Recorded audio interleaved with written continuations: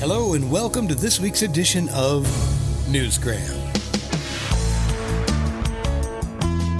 Recently, my daughter and her husband took a trip overseas to the United Kingdom. And in her travels through Scotland, Edinburgh to be specific, she visited one of the castles. Because you have to, right? There was a room in there that sold ancestral name products, licensed heraldic certificates that show your family's coat of arms. Now, a quick backstory. I once submitted a cheek sample on one of those websites, to trace your DNA, and the results showed that my ancestors came from that region. So when she found that coat of arms with a full description of our family name, it was really cool. It felt like a puzzle piece from the past, clicking together, and I found it pretty exciting. I can see now why people become obsessed with genealogy. It's a booming industry, and it's a lot of fun. It kind of feels like time travel in a way.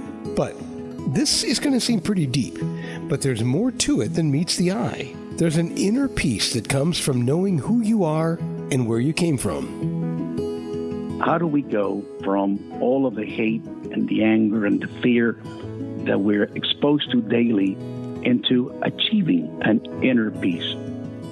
That was Mario Cartaya, and he has a really nice way of putting things.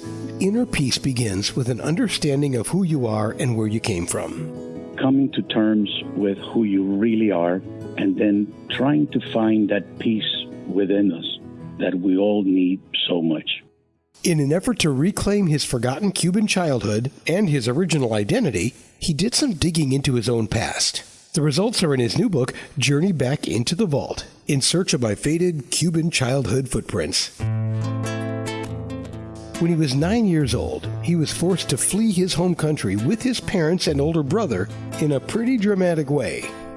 The head of the Cuban nationalization program of American properties putting a gun to my dad's head, demanding his books. My dad did comply eventually, and that forced us to leave the island. When Guevara told them, your future safety in this country is no longer guaranteed. When you're forced to leave your country in this way, you have to leave everything behind. Your aunts, your uncles, your friends, your acquaintances, everything. We just never got to say goodbye. The 1960s, if you remember, was the time of the Cuban Missile Crisis. It was the time of the Bay of Pigs invasion. It was the time of many, many things that happened. There was no communication between us and Cuba. So they died, and we only found out through Western Union telegraphs that would tell us your grandfather died, your uncle died. I can't imagine the culture shock of coming to America from Cuba in the early 1960s. I guess one of the cool things would be the fact that he was very young and he didn't have to be concerned with the politics that were involved at the time. You get to just try and fit in as an American kid, play some baseball, have a hot dog, make some new friends, and learn why we call it soccer. It was wonderful. Becoming an American was easy. However, that vault that I built to protect me from all those painful and relevant memories will come to play a few years later. Yep, at some point in the growing up process, we're all forced to breach that vault where we've stored all those painful memories from the past, and to see if maybe enough time has gone by to have another look.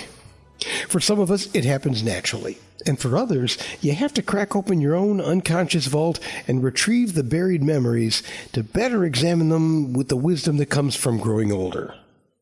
For Mario, he chose to head back to Cuba. I was hoping that the stimulus of going to the buildings, the places where I lived, would remind me. However, what that stimulus did was it took me inside a place inside myself where all those memories lived. I had never lost those memories that I thought I had forgotten. I just stopped myself from remembering. I protected myself from remembering in the subconscious vault that we all built. And what I realized is that as the memories returned, the demons of long ago belonged long ago. And the more that I opened myself to going inside that vault and discovering who I really am, It's not who I was, it's who I am. Because all those memories that lurk inside ourselves is really a part of you, and they've made you. That's right, he couldn't blame his father for doing what was best for his family. Do you blame the Castro regime for the forced exile? Or do you look for the positive memories, the things that you can be grateful for? They're all there. Sometimes you just need to be willing to look. Here's a great example. My mother, unfortunately, passed away. And I was going through her items, and there's a box with a letter from her saying, "These are for you." And among the things that I found in there was a pocket watch that my grandfather used to own. I just found it. And the moment that I saw that watch, I remember it because I was on a school play in kindergarten where I played an elderly watchmaker. My parents were dressing me up as an old man for that school play. My grandfather said to me, "Here, you cannot be an old man without a pocket watch." And so he gave me this pocket watch. And here, after all these years, there it is in my hand. And all that I could feel was love, not fear, just love. There are no demons anymore. It's beautiful. And that love is something that makes this story come alive. The book is called Journey Back into the Vault, In Search of My Faded Cuban Childhood Footprints by Mario Cartaya.